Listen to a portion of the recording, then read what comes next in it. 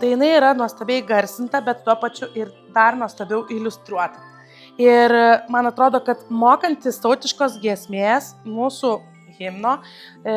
dar yra iliustracijų pagalba ir daugiau įvairiausių erdvių,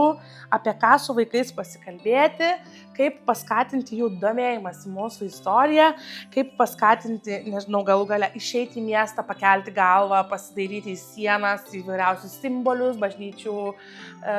bokštus ir supažindinti su kitais svarbiais mums turbūt objektais, vietomis ir žmonėmis.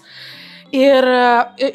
dar kas labai smagu, pabaigoje yra instrumentinė himno versija, tai paskui jau galima, Kristijonas beje tai labai dažnai daro, galima ją leisti ir bandyti prisiminti tuos žodžius, kuriuos vaikuliai išmoksta šitą knygelę vartydami.